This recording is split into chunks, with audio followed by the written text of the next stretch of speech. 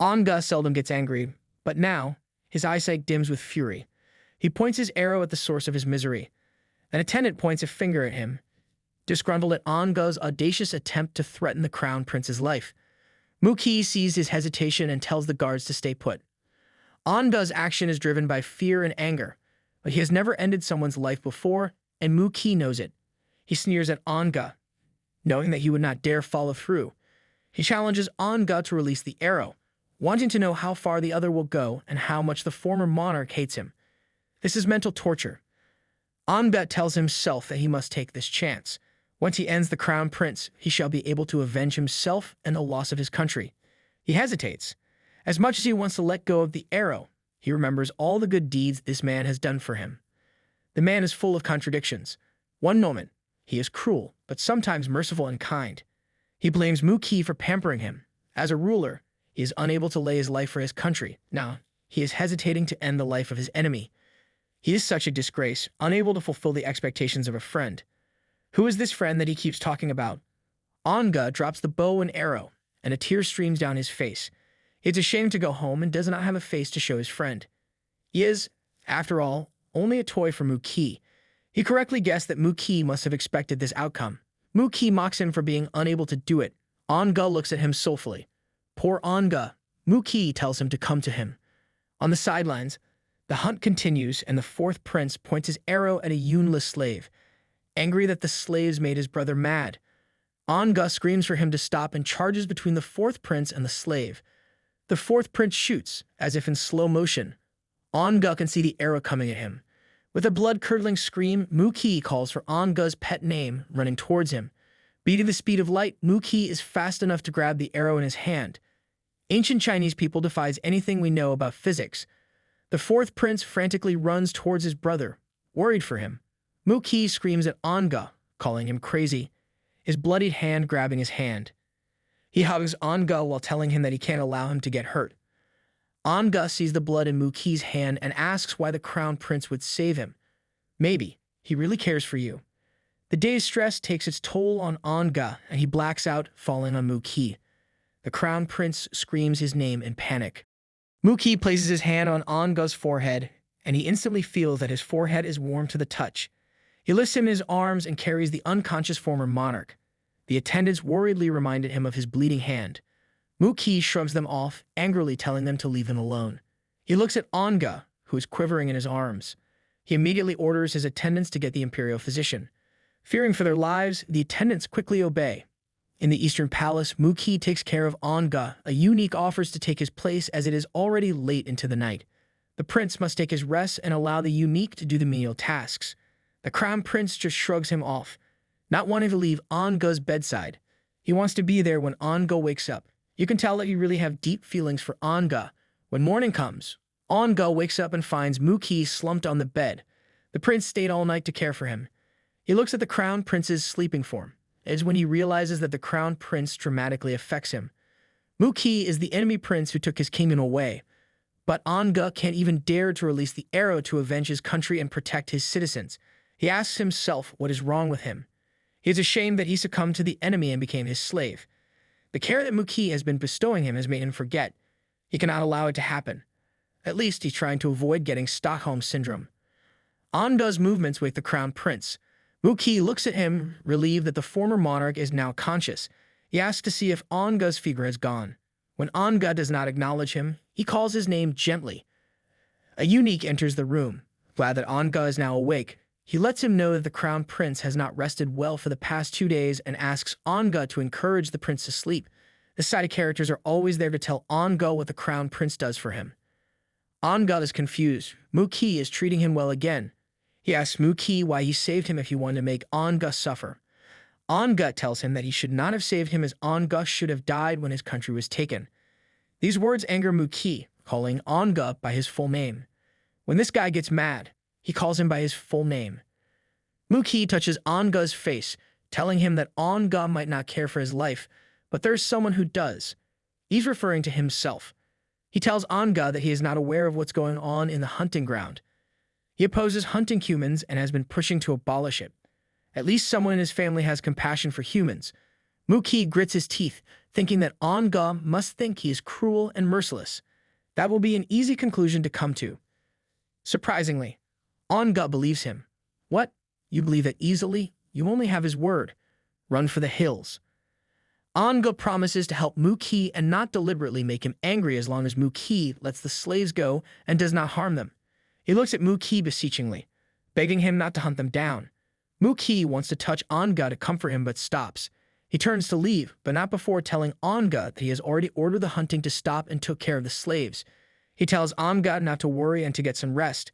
Muki leaves. He thinks he'd rather Ange be unhelpful and play his antics to annoy him than see him sick. What would he do with his little monarch slave? Ange watches him go, thinking that this man has always pushed him to the edge. However, he also gives him hope. He does not know how he would face him again. At this time, Ange is confused. Rightfully so. In the coming days, Ange stayed in his room to recuperate. A commotion can be heard from outside. A man screams to be let in. Ange continues to sip his tea. He wonders who could be so bold as to disrupt the peace in the Eastern Palace. Indeed, it's not Muki, who has yet to return from the morning court. Ange stands up to receive his guest. Outside, the eunuchs try to stop the fourth prince from barging in. They tell them that the crown prince is not home and they cannot allow him to enter the palace without permission. Upon seeing Ange, the fourth prince screams at the eunuchs to tell him he did not come for his brother. It is the slave that he wants to see. Surprised at the visit, Ange can only anticipate with dread. What does this fourth prince want now? Ange composes himself. He yawns at the fourth prince to annoy him. Ange has a mischievous streak. Talk about being petty. The fourth prince calls for his attention, and Ange feigns ignorance, pretending he does not recognize him. The fourth prince tells him heatedly that they met at the hunting grounds. Pretending to recognize him finally, Ange tells him that he has no idea how he could have offended the prince that he would storm the Easter Palace to see him. You pointed an arrow at his brother. His nonchalance angers the fourth prince. The fourth prince takes out a whip and raises it to Ange. He reveals that he is angered by the fact that the relationship between him and his brother has suffered because of this slave. I think it is because you and your brother have differing views on human life. He's so mad he orders Ange to kneel and take his beatings. He knows that his brother is not present in the palace and takes this opportunity to harm the slave without his brother around. Not intimidated, Ange looks at him. Instead of kneeling, he sits down on the porch, mocking the prince, even asking him why he should obey his commands. The fourth prince reminds him of his place and demands that he obey. Ange ignores him. Muki has clearly instructed him to rest indoors and not go outside. He wonders if Muki anticipated retaliation from his brother and wants to protect Ange. The fourth prince tells him that if he does not kneel, he will order the death of the slaves from the hunting grounds. This shows that Ange has no power at all. Even if he pushes back against Muki or any of his family members, they can always use his people to blackmail him. Ange warns the fourth prince to be careful with his words as the crown prince already promised him that he would release the slaves. He challenges the fourth prince if he would blatantly go against his brother's will. The fourth prince does not seem bothered and tells Ange not to use his brother against him. Promises made to lowly slaves are easy to break. The fourth prince calls the attention of a eunuch and orders them to drag the slaves out so that he can punish them for their disrespect. This guy makes my blood boil. Ange screams at him to stop. He mocks the fourth prince for taking out his anger on lowly slaves who cannot fight him. The fourth prince is insulted and raises his voice while striking Ange. Ange grabs the whip and continues to mock the fourth prince for venting his anger to make himself feel good. He challenges the fourth prince that if he wants to hurt anyone, then he should direct his anger on Ange. Ange clearly understands what may happen if he is unable to stop the fourth prince. He fears that his people will suffer if the fourth prince complains to Yi country's emperor. Not only that, Muki may get in trouble. Come out of nowhere, an angry voice calls for Ange, asking if he wants to get punished again. Ange startles, knowing whose voice it is. The fourth prince takes a step back as the crown prince enters the garden, while Ange beams at him in delight. The fourth prince tries to make excuses, but the crown prince rounds on Ange instead of him. You should punish the fourth prince. He came to your house to make trouble. Muki faces Ange, asking him if he wants to get punished again. Ange presses himself flat on the pillar, surprised by the sudden hostility. The crown prince reprimands him for talking harshly. Ange tells him pitifully that he just wants to protect the slaves and that he did not intend to put himself in harm's way. The crown prince tells him to stop thinking about dying and tells him that if he wants to get hurt, Mukidi can give him a good beating. If Anga is not punished, then he will not know fear. No, don't hurt him. Turning away from him, Mukidi tells the eunuchs to beat Anga 20 times to warn the other slaves. Anga did not expect Mukidi to punish him, and he looked at him in betrayal. The fourth prince smiles in triumph, pleased that his brother decides to punish Anga. Dread sinks to Anga's stomach, unable to believe that, yet again, Mukidi has forsaken him. The eunuchs prepare to beat him up. The imperial physician who usually attends to him worries that Anga will not be able to survive the beatings. Before the first strike could land, Mukidi stops them. The eunuch looks at the crown prince dumbly, waiting for his orders. He looks at the imperial physician and asks the eunuch who attends to Anga if he said anything. Taking the hint, the eunuch quickly tells him that Anga has not completely recovered from his illness and that a beating may result in his untimely death. He suggests that the punishments be replaced with self-reflection and making several copies of the Heart Sutra. Woo! I knew that Mukidi will not let him get hurt. The crown prince coughs as he tells the eunuchs that due to the imperial physician's diagnosis, he cannot allow Anga to be beaten. The eunuchs promptly release Anga, grateful for this small mercy. Anga calls for Mukidi's name silently. The crown prince turns to his brother and tells him that he will not allow visitors to his eastern palace without an invitation and that he shall punish any violators. The fourth prince couldn't believe that the crown prince was showing the slave more favor. He insists that the crown prince loves him more than the slave. His eyes darken, knowing that the one to blame is the slave. Later that day, Anga and Mukidi spent time on their study. The silence is unbearable, and Anga can no longer bear doing the tedious tasks of copying the sutras. He even has the crown prince to watch him complete the punishment. Finally announcing that he's completed the assigned task, he passes the papers to Mukidi to be reviewed. Mukidi reads Anga's papers and easily spots some errors. He tells Anga that he missed a few words and should redo it. Disgruntled, Anga scrunched his face in annoyance. He snaps his brush in two. Mukidi has been making him rewrite the sutra over and over again. He must be nitpicking it on purpose. Mukidi tells him that Anga can't always get the best outcome. Anga neither wants to suffer a beating or copy sutras. Anga stubbornly tells him that he won't write anymore, even if Mukidi wants to beat him. Anga's too stubborn for his own good. Mukidi proposes another form of punishment. Anga needs to learn his lesson. Scared at what the other is implying, Anga turns to him, surprised that the other's face is too close to his. Mukidi grabs the back of his head and kisses him senselessly. With his eyes open, Mukidi watches his reaction. His mind wanders to what the imperial physician told him. During the imperial physician's career, he has never encountered an illness like Anga's. Anga always seems to be on the verge of a fever. He suffers from amnesia and gets disoriented. These symptoms are rare, and the imperial physician believes that the cause is far more sinister. When Mukidi pressed him for more details, the imperial physician bowed in fear and told Mukidi that Anga had been poisoned. Mukidi had to ask him what he meant by poisoned. How could Anga's memory loss be caused by poison? Mukidi is brought back to the present by Anga's demands to release him. Mukidi did not heed his demands. Instead, he wrapped his arms around his waist tighter and touched his hip. He did not expect Anga to bite him. With a pained grunt, he lets go of Anga when the latter pushes him. Rubbing his lips, Anga asks him what he did to him. Wiping the blood off his lips, Mukidi grins at him, telling Anga that he only gave him what he wanted. Since Anga fears getting hurt in menial work, kissing him is the only punishment that Mukidi can think of. Mukidi remembers the imperial physician's suggestion. To make Anga remember, the imperial physician suggests redoing the significant events that happened to them to stimulate his mind into remembering. That may be a good way to remind Anga that he and Mukidi had a past. Mukidi desperately clings to their shared past and does not believe that Anga has forgotten them completely. Anga wipes his lips in disgust. Unable to give up, Mukidi closes the distance between them and whispers Anga's pet name to his ear. He tells him not to be afraid. Caged between Mukidi's hard chest and the table, Anga feels like a trapped mouse. Turning his gaze away in embarrassment, he tells Mukidi to let him go. He reasons that he is a man, and if a crown princess would like to experience the pleasures of the flesh, then he should take a concubine. Mukidi grabs his shoulders, telling him that he is not interested in taking in some concubines. He pushes Anga so that he is half lying on the table while he tells him that there is only one he truly wants. They stare at each other while they held this awkward position. Anga finally snaps and screams for help, alerting anyone who hears that he is being murdered. Mukidi looks at him in confusion, It was only when guards started to barge in that he realized what Ange did.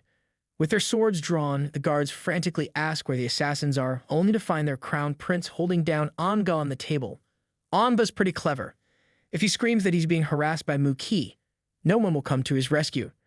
The guards stare awkwardly at the heated scene, finally understanding what's going on. With their prisoner pushed down on the table looking disheveled and their crown prince towering above him, it can only suggest that their crown prince is taking liberties with the prisoner. Muki looks at them in anger, upset at being interrupted. He faces the guards, chastising them for barging in the room. To escape their crown prince's anger, the guards made an excuse that the assassin must have run the other way and proceeded to hunt the non-existent assassin. Nice save. Ange tiptoes away from Muki, bent on getting as far away from him as possible. His effort is not fruitful as Muki asks him where he intends to go and grabs him by the scruff of his neck. Turning his attention back to the guards, he asks what they are looking at and screams at them to leave. The guards quickly bowed to heed his command and left the sulking Ange at the mercy of their crown prince. Ange looks at him from behind his shoulders and insists that he'd rather copy the sutures. You shouldn't have complained in the first place. Muki lets out an amused chuckle. Still holding onto the back of Ange's collar, Muki catches a glimpse at the alluring sight of Ange's neck. Muki lets go of Ange, to the former monarch's relief, but his relief is rather short. Muki puts his arm around his shoulder, telling him to never play tricks on Muki again. Otherwise, Muki will not be so lenient on anyone who gets involved. He keeps on using other people to control Ange. So despicable. Ange realizes that Muki's threats are real, and he clenches his fist at his side. Ange explains that he did not mean to cause trouble when the fourth prince came to chastise him and promised to help Muki.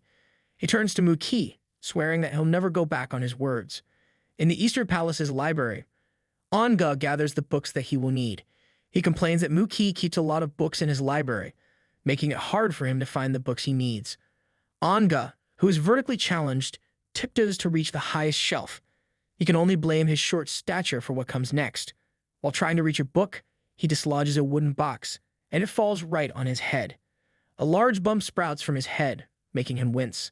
The wooden chest opens to reveal parts of its contents. Ange looks at the wooden box, wondering what's inside. When he opens it, he finds a lock of hair resting on a bed of red velvet. Ange is surprised to learn that a custom in Yunli made its way to Yi State. A lock of hair is given as a love token to someone's lover. He finds amusing that Muki acts so cool, but he is the type to treasure a gift from a girl. Ange strokes the lock of hair in amusement. He suddenly realizes that the lock of hair must be from someone who has confessed his feelings for Muki. For Muki to accept it means that Muki loves the girl in return. An image of someone holding a lock of hair and presenting it to Muki appears in his mind's eye. He feels a stabbing pain in his head, making him kneel helplessly on the floor. Just in time, the doors opened and he heard someone shouting, asking him what he was doing. Muki barges into the library, demanding to know what Ange is doing in there. Ange apologizes from the floor while nursing his aching head. He noticed that his head had been hurting a lot recently. He tries to understand the vision he saw. It seems to be an image of someone giving his hair to his beloved as a token of love. Ange is sure that he has never encountered that scene in his life. Muki's attention is drawn to the wooden box lying beside Ange's foot. Ange explains that he was just cleaning. Muki walks over to him and picks up the wooden box. He strokes the hair like one would stroke a pet. Ange comments that Muki must have fallen deeply in love with the girl who gave him the lock of hair. He seems to cherish the love token a lot, and Ange finds it very endearing. Muki did not respond. Instead, he shut the box closed and put it back where it belonged at the top of the shelf. He thinks to himself that Ange is clueless. He has no idea whom Muki cherishes the most. Ange finds his silence to be unsettling. Muki did not deny Ange's assumptions that he was in love with someone.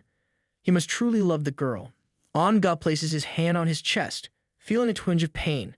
He wonders what it is he's feeling. During the evening, the two return to Muki's bedroom to sleep. Muki changes to his sleeping garments and asks Ange why he isn't getting ready for bed. Ange glances at him, wondering how someone who's in love acts the way Muki does. His single-mindedness would make him want to be with the one he loves, which he is probably already doing. Ange wonders how Muki could bear sleeping with someone else. Ange pouts and tells Muki that he does not want to sleep in his bed. Muki asks him what he is up to. Ange has been obedient in the past few days, but now he is back to his old antics. Lifting Ange's chin, Muki leans down to observe him better. Ange turns away from him, avoiding his gaze. He tells Muki that he does not want trouble. He tries to rack his head for a suitable excuse and finally finds one. He explains that he finds Muki's bed too comfortable. Huh. What kind of excuse is that? A toddler can lie better than you. He tells Muki that during his studies, he learned that to become a better man, he must work hard. He is inspired by King Go of Jian, who went through a lot of hardship and persevered until his efforts finally paid off. Annoyed by his excuses, Muki tells him to stop this nonsense and asks why he does not want to sleep. Ange just turns away from him and tells him that he won't be sleeping with him. He'd rather sleep on a straw mat. He feels Muki touch his shoulder and regrets what he sees when he turns around. Muki's face clearly shows that he's up to something. After an hour, two maids arrive with a straw mat and lay it on the floor. They bid the crown prince goodnight and left the room. With how pampered Ange is, he will soon complain about the harder floors. Ange makes a show of lying on the mat and yawns to show that he is about to sleep and for Muki to finally leave him alone. What he did not expect was for Muki to lie beside him on the hard mat. Leaning down on him, Muki asks him if he's finally satisfied and commands him to snuggle him.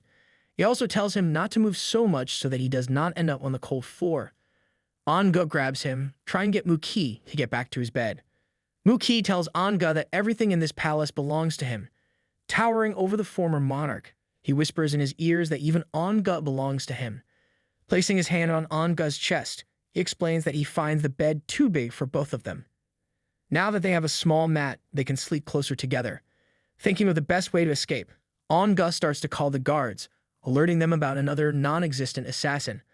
But before he can finish the word assassin, Muki warns him that if he calls for the guards again, they will end up seeing Ange naked.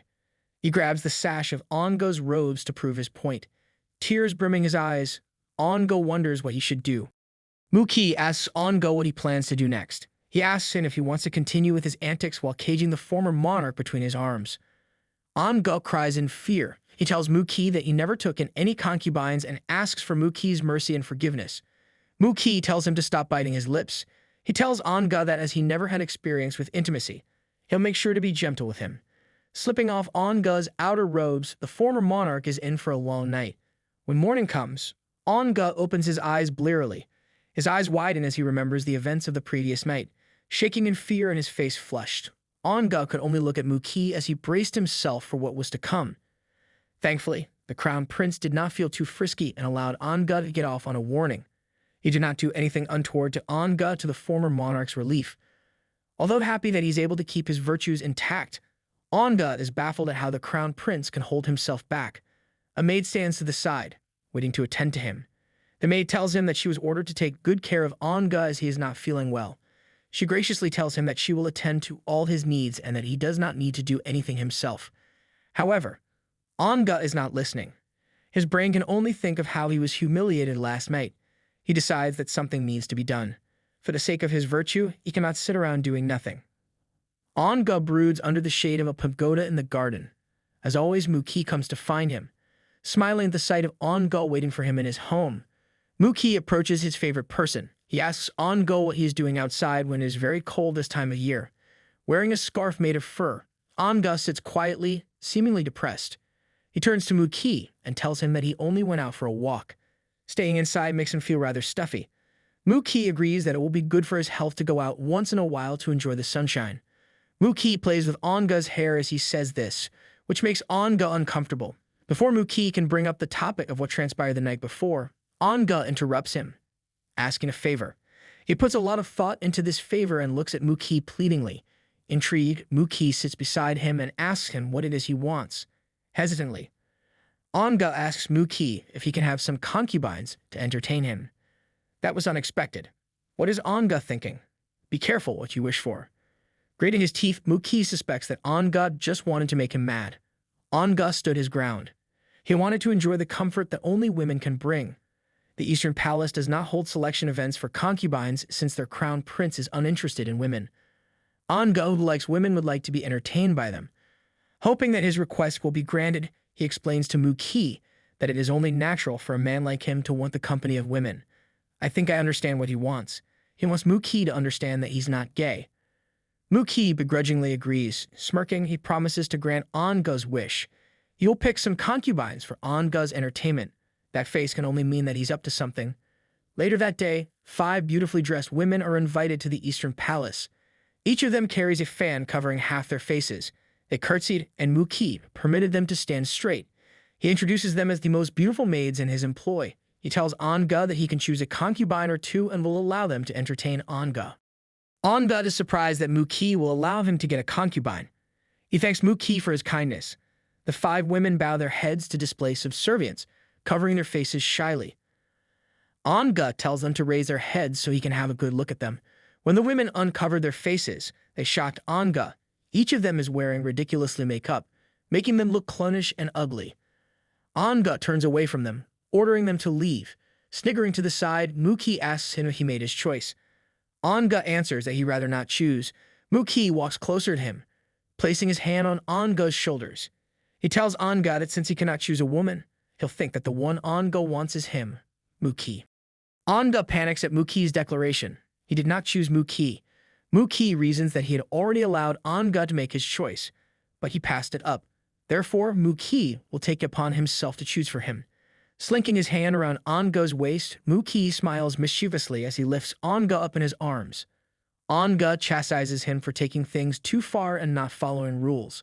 Muki tells him that it's pointless to talk about rules with him. As crown prince, he makes the rules in the Eastern Palace. Should he demand for the courtiers to off themselves, they must do as he says. He hugs him close to him, telling the former monarch that he is a courtier in his palace and he must obey his commands. He carries Ange back to the main courtyard, not heeding the former monarch's protests. Muki walks deeper into the Eastern Palace, carrying Ange with him. Ange keeps telling him to let him go, but his protests fall on deaf ears. He knows that Muki has someone in his heart, so how can he bear being intimate with someone else?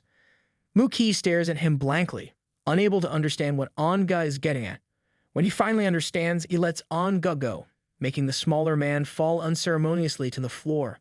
Pouting, Ange asks him what he is doing. Muki retorts that Ange deserved it.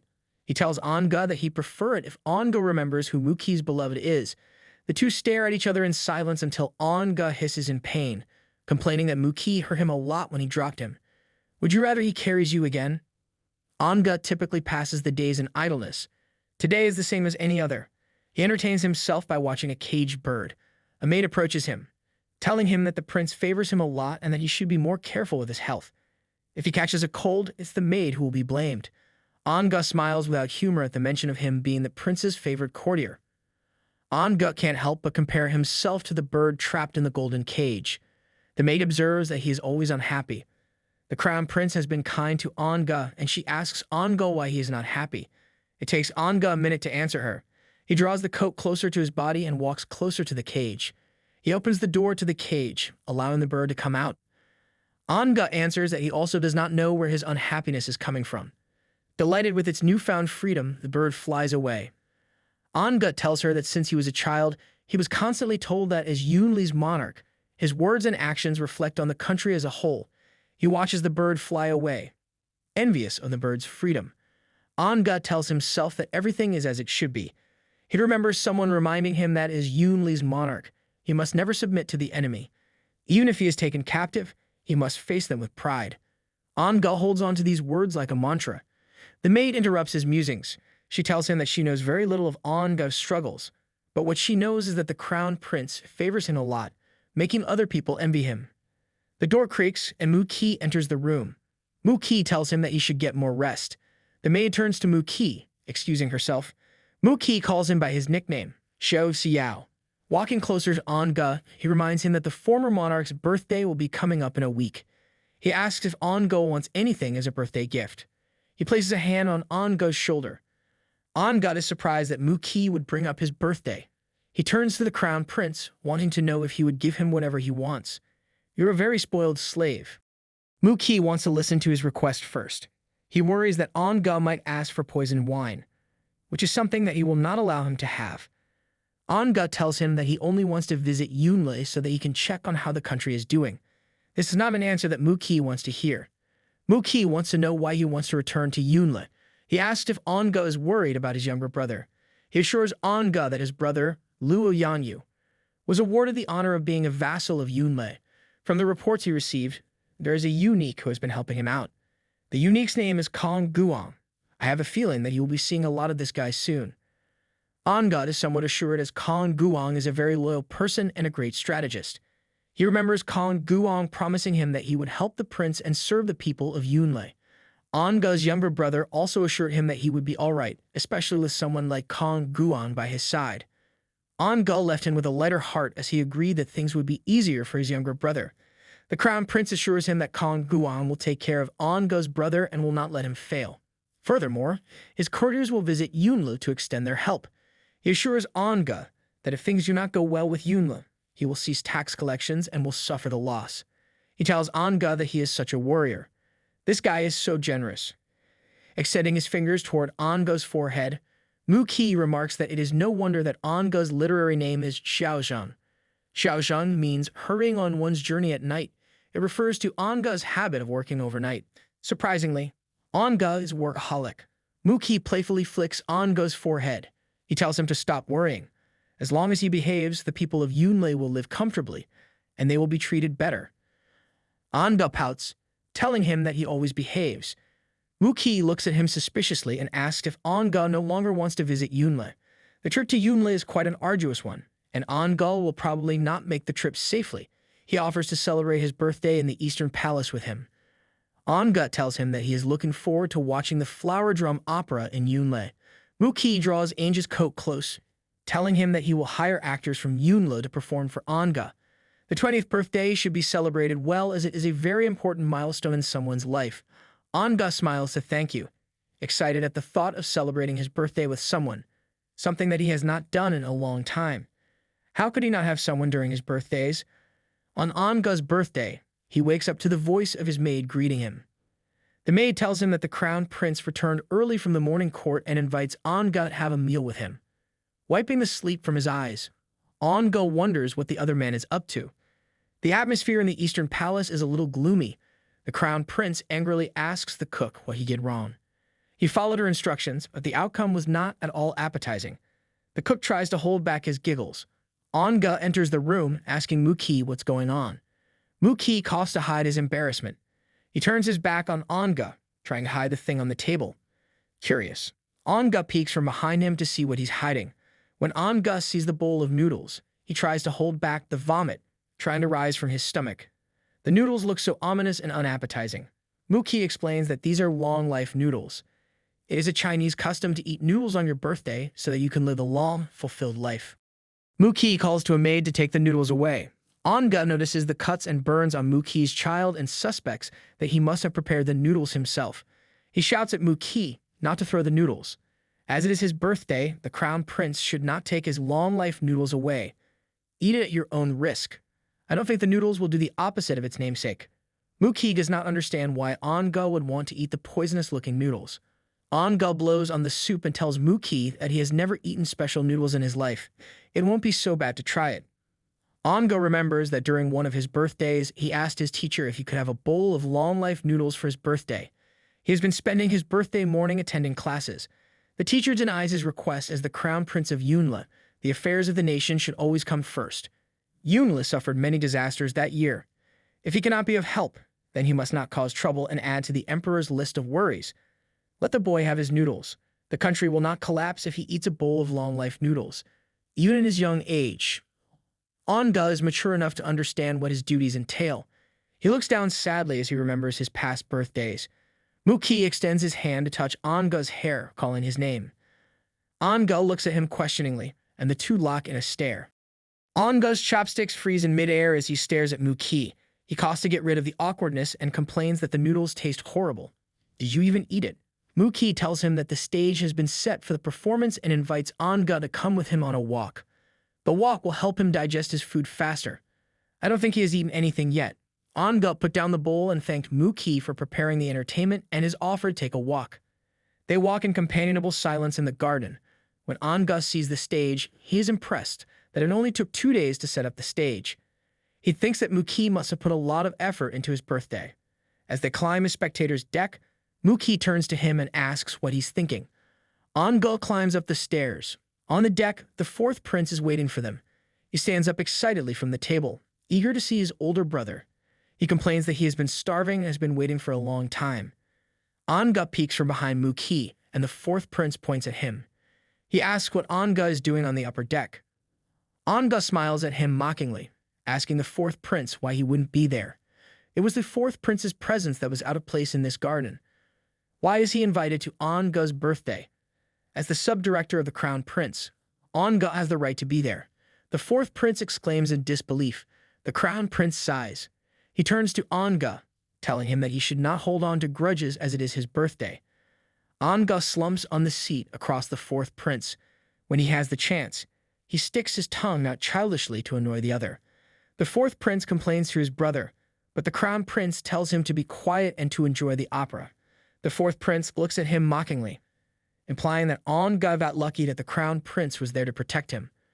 Ange ignores him deliberately.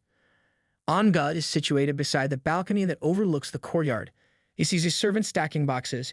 He recognizes the servant. It is Mei Luzi.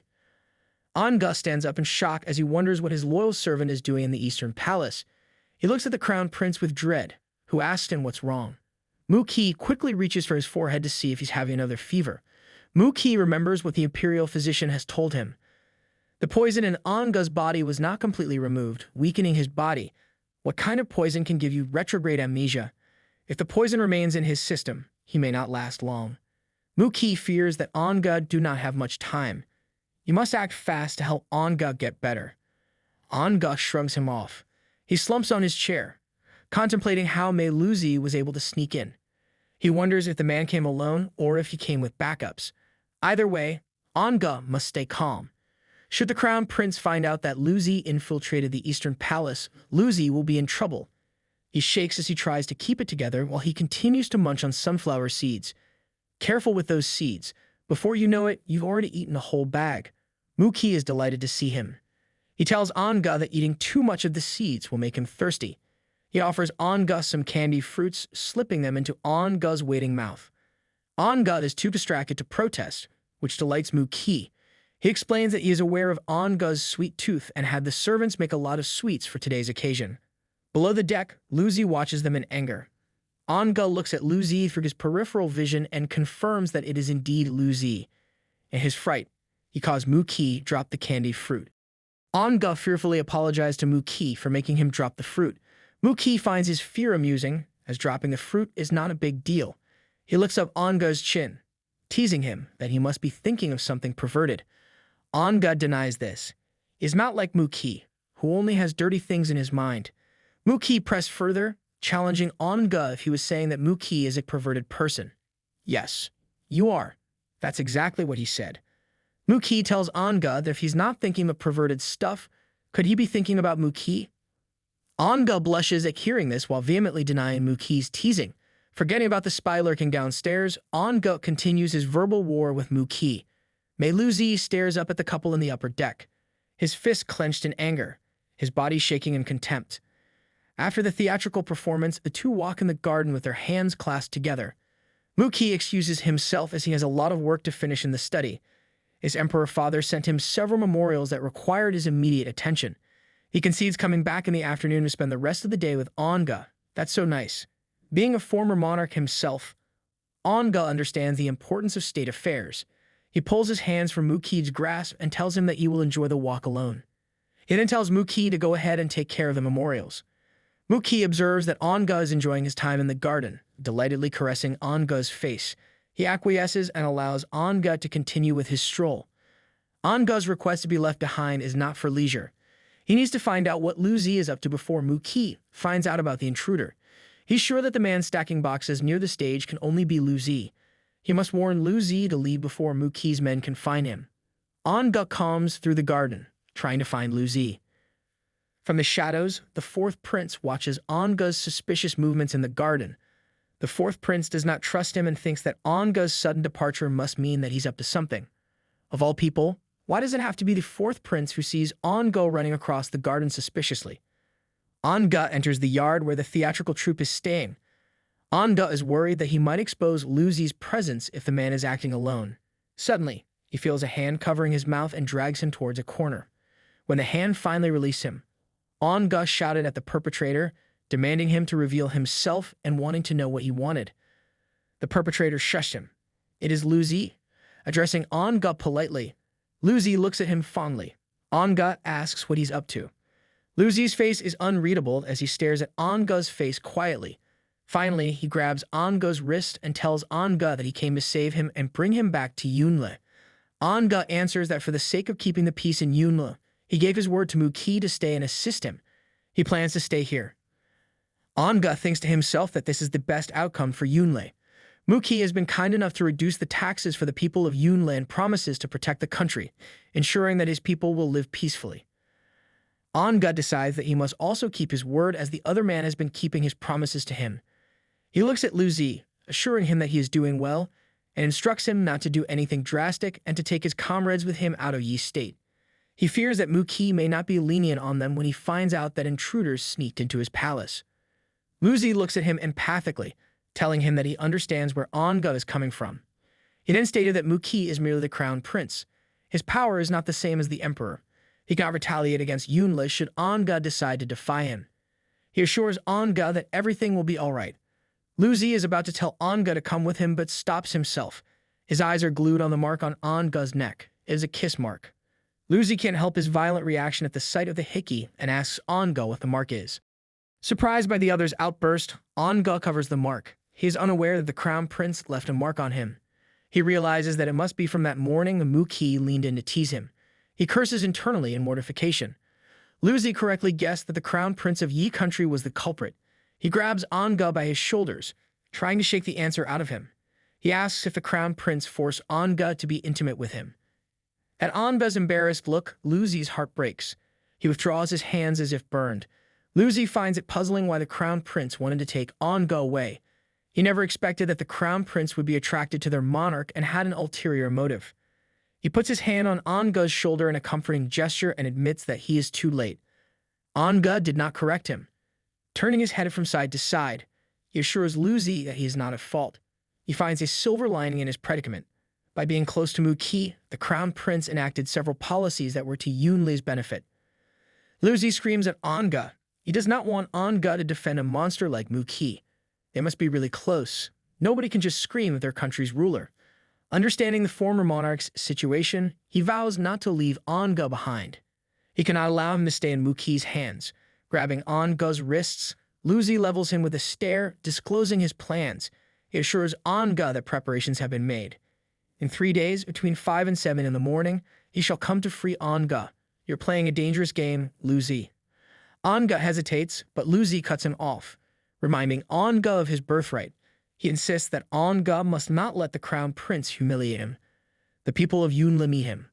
Luzi looks at him pleadingly. What he cannot say is that he needs Ange too, so he has feelings for Ange. Remembering the past, Luzi has been a good teacher to Ange. He taught him the duties of a monarch. He taught him that a king's priority is to enact civil laws. Punishing criminals only comes second. Ange would sometimes forget key information, but he has always been patient with him. He did this so that Ange could avoid punishment from the then emperor should the emperor quiz him.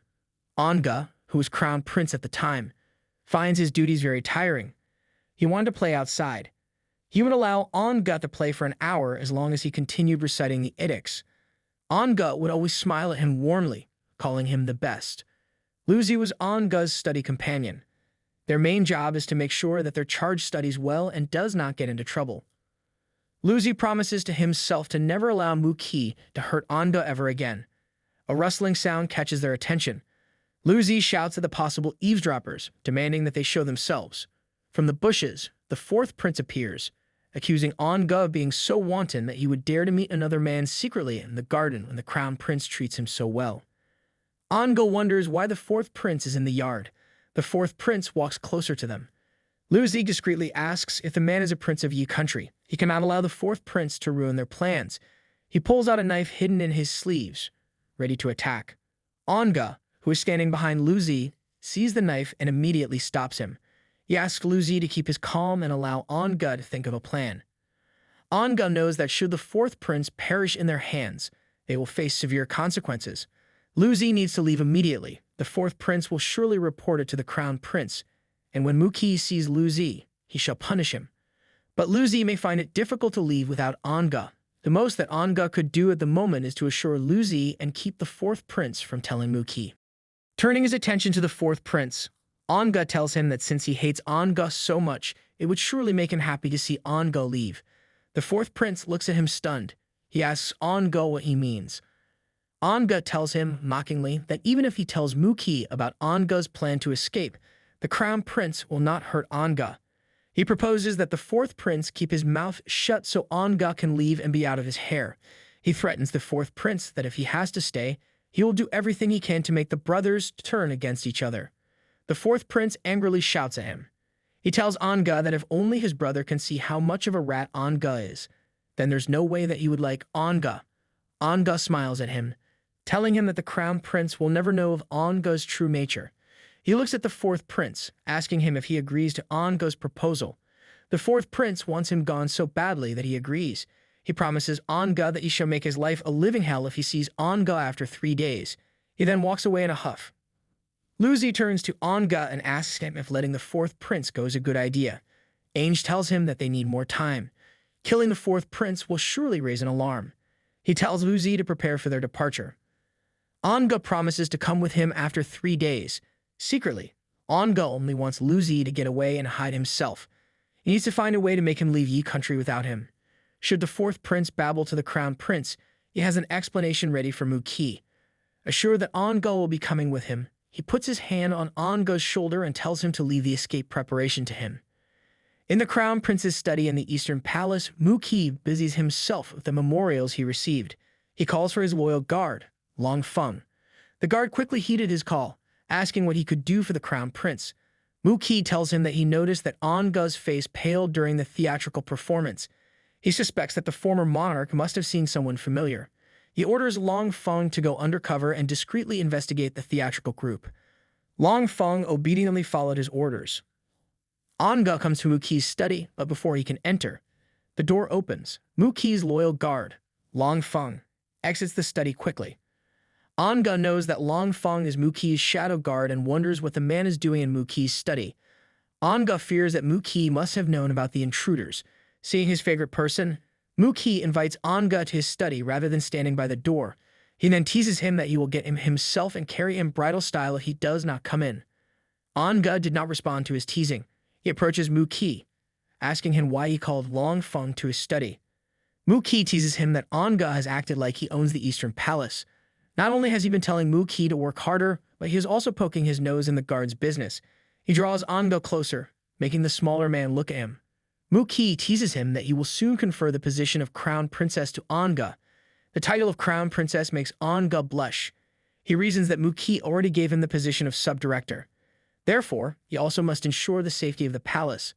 Muki observes that Ange stutters when he becomes flustered. He wonders if Ange is starting to get shy around him.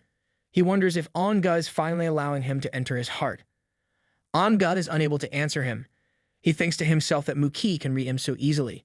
He can push Muki away from him. But he does not want to. Not this time. Ange tugs at the front of Muki's clothes, leaning his head on the man's chest.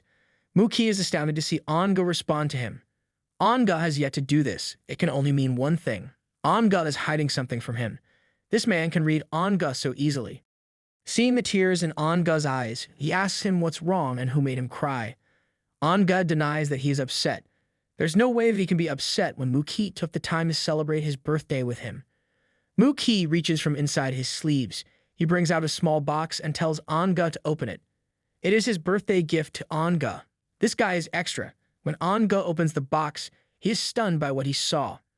Lying on a bed of red velvet is the tassel with the dice containing a red bean. A thought creeps into his mind. With it came a memory from long ago. A child presents the tassel to another boy, promising that he will come back for him within a year. He remembers himself looking at the tassel, playing with it in his hands. The influx of memory makes his head hurt. Worried, Muki grabs Ange to steady him. As easily as the memory came, it went. He thanks Muki for the gift, telling him he loved it. Muki tells him to always wear the tassel. The tassel will keep Ange safe as it was blessed in the Ming Guang Temple.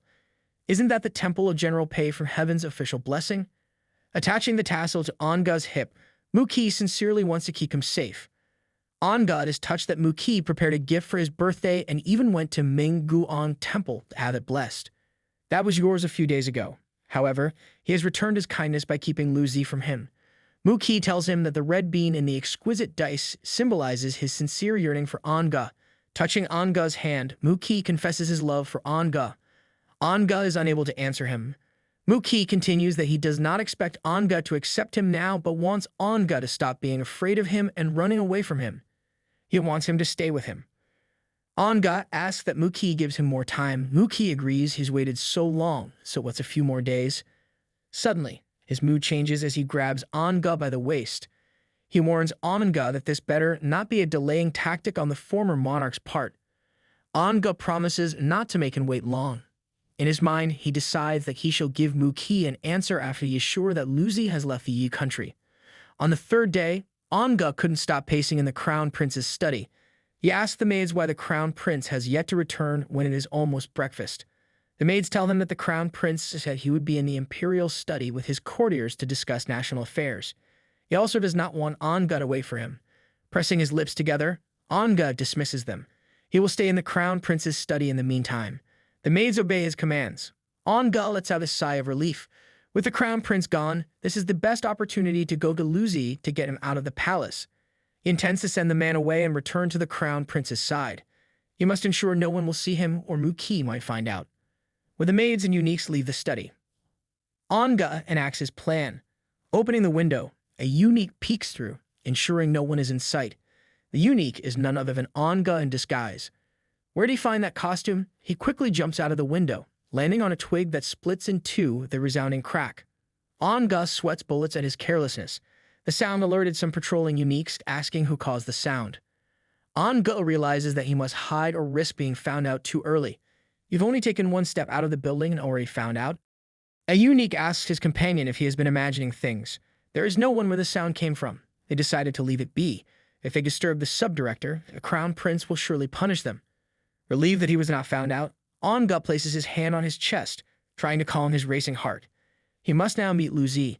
He will return as soon as he sends the other man out of the city. At their meeting place, Anga cautiously looked around and found no one. It appears that Luzi has not yet arrived. He can only wish that the other has not come to harm. Kicking the stone to pass the time, Anga waited patiently. When 15 minutes have passed, he grows impatient.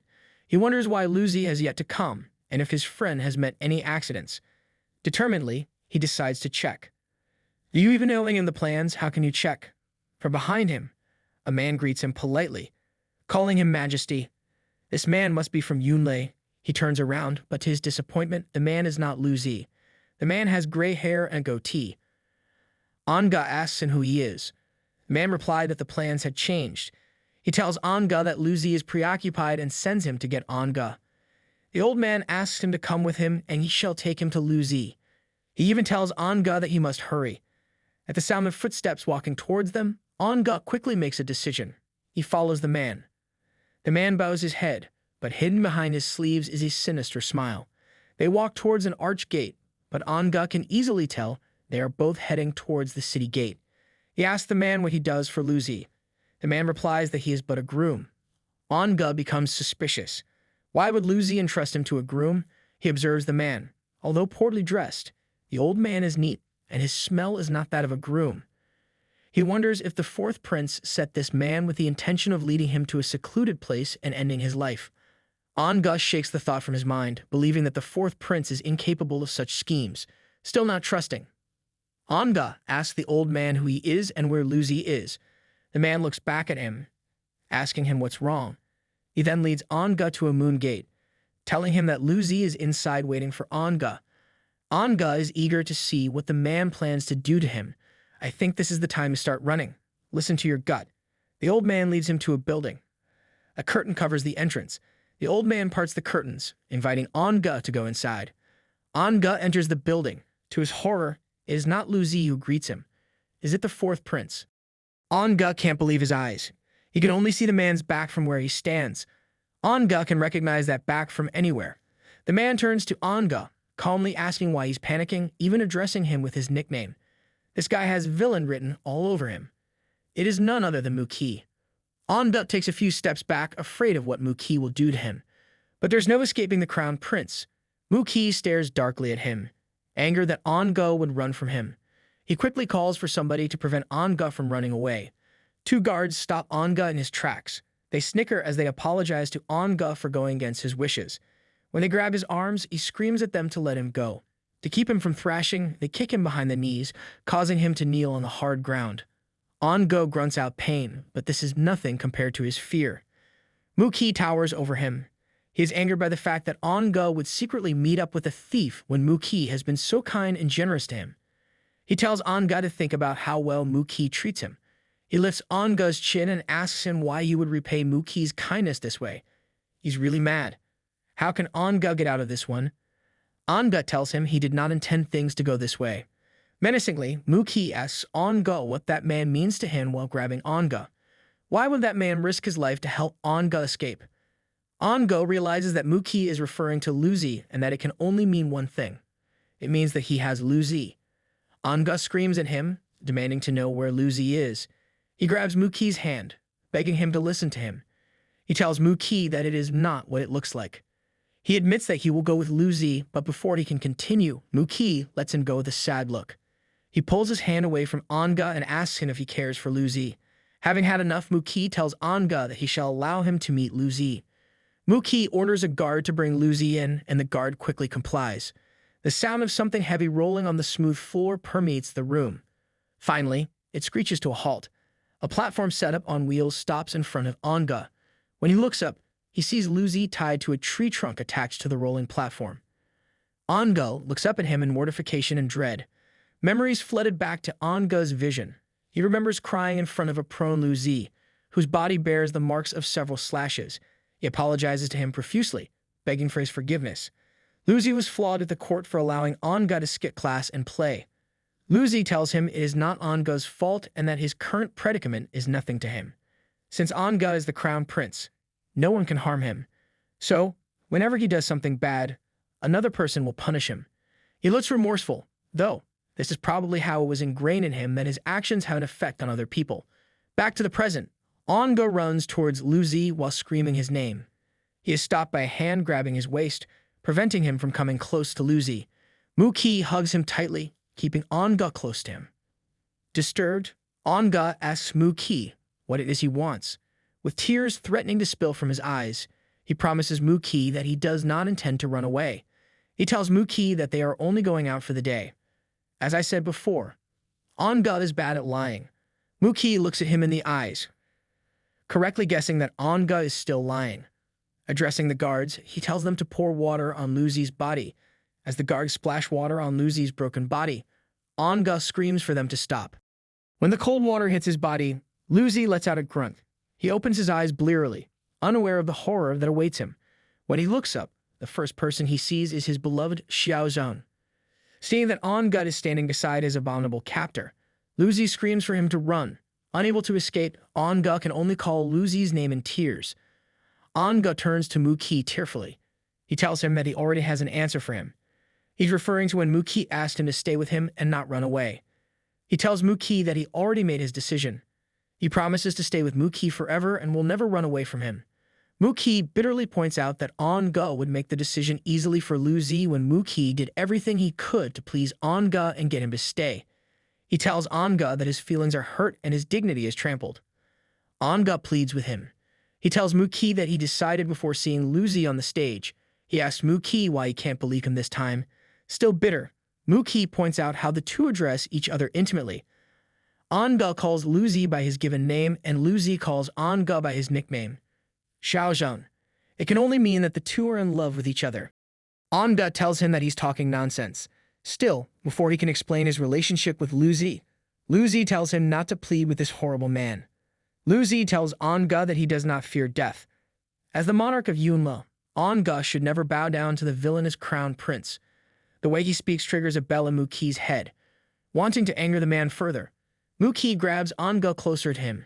He tells Muki that Anga may have been the monarch of Yunle, but he is no longer in a position of power.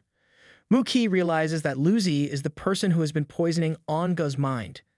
Luzi has been the one who told Anga that he must die for his country. Muki cannot stand this guy for putting such nonsense in Anga's head. He hugs Anga closer as he grits his teeth, trying to control his anger. He tells Luzi that Anga is now an ordinary man, and like everyone else, He has his own feelings and sometimes hurts other people. He tells Luo Ange to stop treating Ange as their savior and not use him to further their agendas. Hearing that he can live normally, Ange can't help but hope. Luo Ange screams at Qi. He tells him that he grew up with Ange and no one knows him better than Luo Ange. Ange is a pillar in Yunle who can do no harm. He is appalled by Qi's claims that Ange could be as bad as Qi portrays. He can't believe that Ange has feelings, or that he's an ordinary human. Ancient China worshipped their emperors as heavenly beings. Luo Ange must have put Ange on a pedestal. Qi teases Ange, asking if Luo Ange was his childhood sweetheart. It is no wonder that Luo Ange would cross the border between Yunle and Yi country and risk his life for Ange. Qi suspects he must have done it out of affection for Ange. Ange insists that he does not have an intimate relationship with Luo Ange. He insists that Luo Ange is his best friend. Luo Ange shouts at Ange, telling him he should stop talking to Qi. He insists that someone as villainous as the prince won't understand the relationship between Ange and him. It seems like he's making it appear that you and Ange have a deeper relationship. Is he doing it on purpose, or is he delulu? Luo Ange tells Qi to end his life. He does not want to be used as blackmail against Ange. Qi chuckles at him and sarcastically tells Luo Ange how his words have moved him. While hugging Ange, he tells a guard to teach Luo Ange a lesson. Fearing for his friend's life, Ange struggles from Qi's grasp, screaming for them to stop. When the guard got too close to Luo Ange, Ange escaped from Qi's grasp and ran toward Luo Ange. Qi screams at him, but is already too late. In an attempt to save Luo Ange from further pain, Ange's hand grazes the hot iron, making him recoil, his hand burning.